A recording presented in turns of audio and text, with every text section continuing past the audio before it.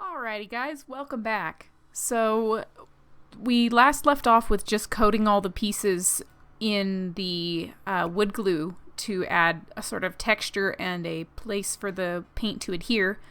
So now we're actually going to start painting, which I use acrylics to paint since they are flexible and they're relatively cheap for the most part. So you can use a lot of it and you don't have to really worry about driving up the bill too much.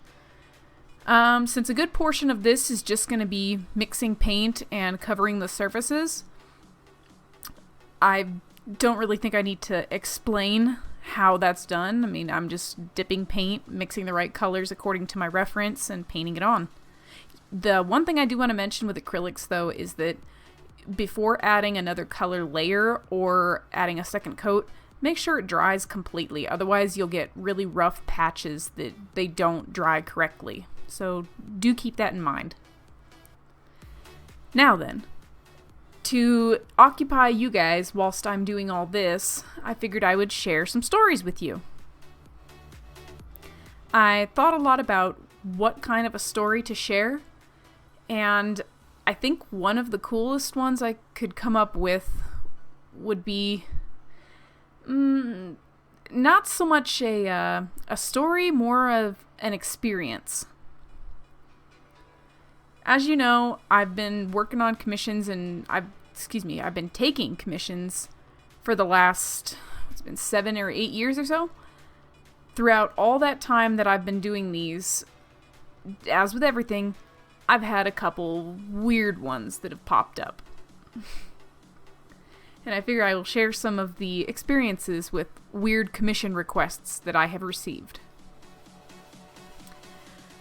Now, I won't mention any names because I don't want to, send a flock of people over to attack somebody for something that they've done, but some of these were not so good. One that I did was, I think it was about 1.5 years ago, I posted, what was it? I don't think it was the Avatar sale, but it was something shortly after that. It may have been something relating to avatars, and how do I phrase it? There are certain things I will and will absolutely not draw. Some of you may know what I don't draw, but to put it out, it's anything sexual or genitalia. I will not draw it. I'm sorry. I won't. And immediately after putting up the avatars, I got a request for one, and the person sent it via note. They said they wanted to talk to me about what I could draw for their avatar, which is normal. I get that a lot. So I opened up the note, and they wanted me to draw their character with their their male appendage sticking out and spraying a substance all over the screen as a sort of animation for the avatar. I was a bit caught off guard by the request, as I wasn't prepared for it, but I contacted them back and said, hey, one, this is a bit of an unprofessional request. 2, you obviously didn't read my rules in what I will and will not draw. And 3, I am not the kind of artist to come to for something like that. For one thing, I don't have any experience drawing that, and I never will. And 2, I'm just not interested in that kind of stuff. I don't want to draw it. To me, it's, and this is going to sound kind of weird, but I am not interested at all in seeing anything of that caliber. When I do see stuff like that via references or, adult stuff like that, often I get a lot of adult themed references. It doesn't bother me. It just goes completely over my head because it's a reference. But when it comes to somebody asking me to draw something like that, it's just not going to happen. And after I had responded to this person saying, I'm not going to draw this, I'm sorry, you need to look for somebody else, I would ask you not to request things like this again, or even consider commissioning me unless you read my commission rules first. It seemed like a very, what's the word I'm looking for? Professional response? I was met back with, and I quote, "You are so dumb. You are missing out on so many opportunities to draw and make good money for this kind of stuff. Lots of people want this kind of thing, and the fact that you are refusing to do so makes you less of a person." There's a bit of angry faces and some emojis there, and then they end with saying, "I hope none of the people commission you ever again, because you won't draw everything like all artists should." All I could really do was laugh about it, because I said no to a simple commission, and this was the response that I got left with. If you commission an artist and you want them to draw something specific, ask first. Hey, do you draw this kind of thing? If they say no, then done. Case closed. You go look for another artist that does draw what you're looking for. You don't badger on, belittle them, and call names and wish them down just because they won't draw what you want them to. That's so ridiculous. I cannot believe that this person was actually real. And it doesn't happen very often that I get people like this, but it does happen. Another time I had somebody contact me on my Fur Affinity account, and the person has since been dealt with, but it is a reoccurring issue that tends to pop up from time to time. This person has taken my character Nefertiti, and they have tried to draw her in very sexually explicit positions and shown the pieces to me, and I was very upset that they had done so without my permission and that it's the kind of subject matter that I do not want. I tried to address it and ask them to remove the artwork, and after about a month they did, in which case I was followed up by a note from someone else which had said, "Hey, this person that recently drew your character, I saw they removed the art. I just thought you should know they have been copying and tracing other people's art." If you know anything about me, I cannot stand art thieves. Many, many, many, many years ago, I was sort of an art thief. I would look at somebody else's drawing and reference it toe to toe for exactly what it was. Pose, anatomy, everything. I admit my mistake, and I've owned up to it since. I thought that referencing, when it came to that, was the same as just doing things the way you want to do them. Not quite the case. You can reference something, but don't draw it exactly as it appears and modify it slightly for your own character.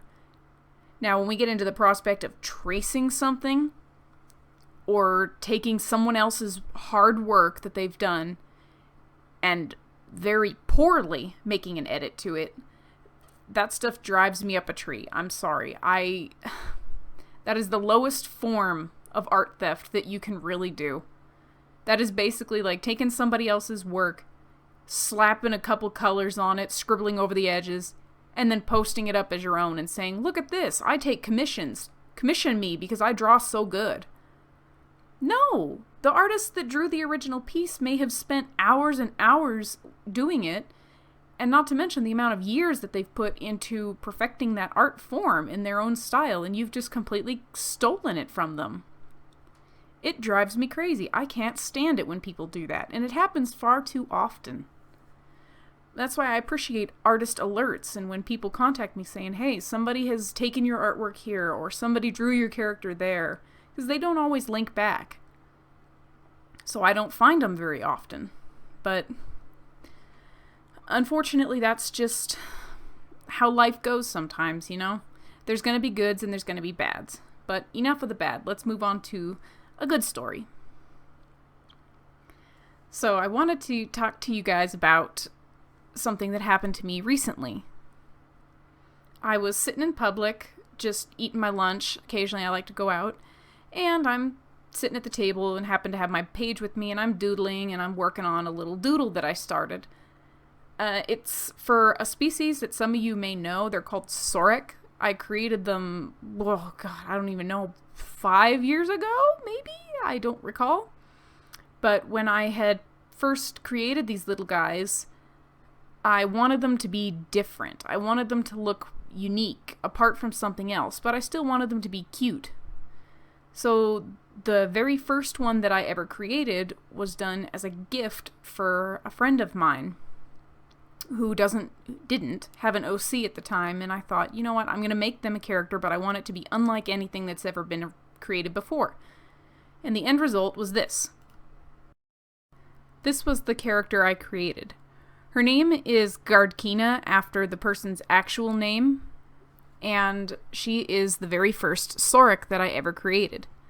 Granted, since then, I've changed their designs a little bit. I've made their limbs and their faces look a little bit more on the almost chibi side. They look very cute and tiny now, and they are way, way smaller. As you can see in the top right there, I have a size reference compared to a person.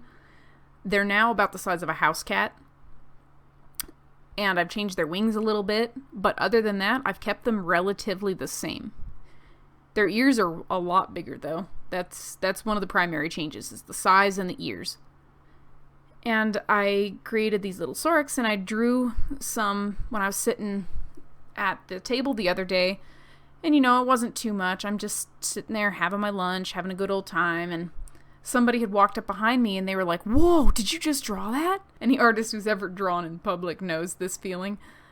And I was like, yeah, no, I drew this. I draw a lot. I'm an artist. It's what I do.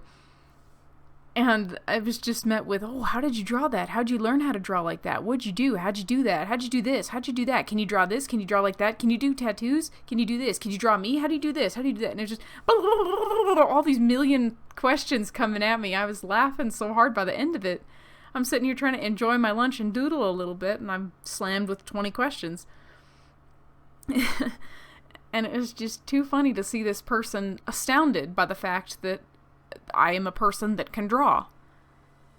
And sometimes it makes you take a step back, for those of you that do draw, and you take a step back and look at it through the eyes of somebody who can't barely draw a stick figure.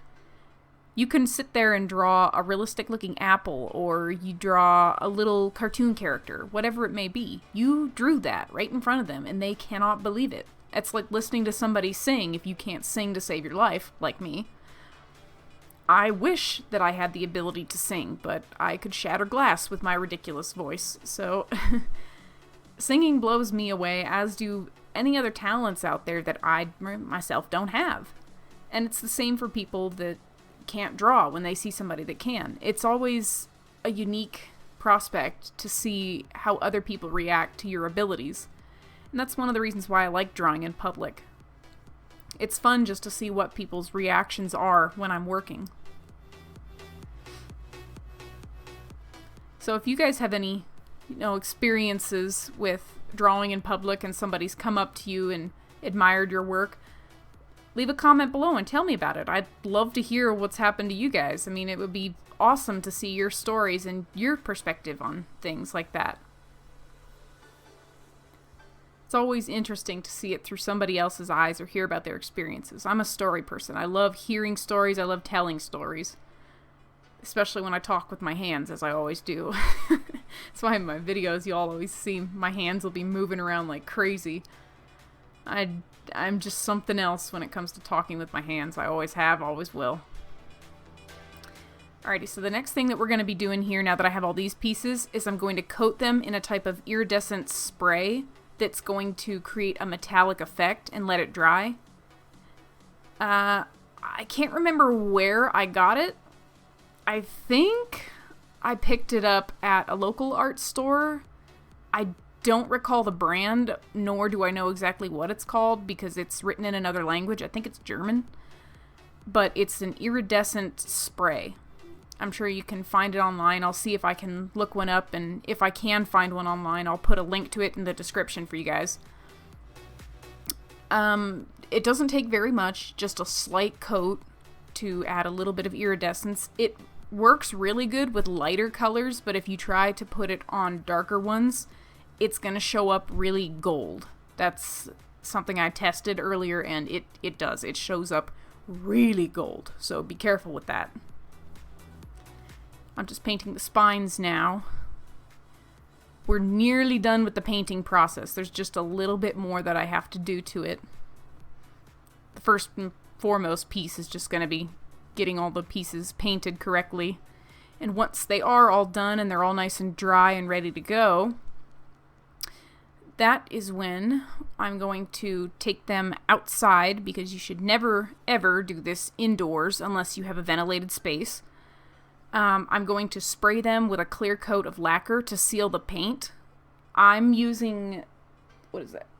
The Plasti-Dip Glossifier to do it, but you can also just use any sort of matte finish spray as long as it's crystal clear, or you're going for maybe a cloudy effect, or you want to frost it, whatever you're going to do. Just make sure that it is the clear and that it will work on multi-surface. I can't stress that enough. Multi-surface is very important. So now that all these pieces are painted and they're all ready to go, I'm going to take them outside and spray them. I do want to thank you guys so much for watching. It's been an experience working on this, as you've seen by my... I can't remember if I changed my shirt multiple times in this video, but if my shirt changes in the videos, it's because it's days that I've been working on this. So this is a very long, drawn-out process, but I know it'll be well worth it in the end. So, again, if you guys have been working on these, I'd love to see the progress you've made so far. I do thank you guys all for watching so much, and I hope you have a wonderful day and a beautiful life.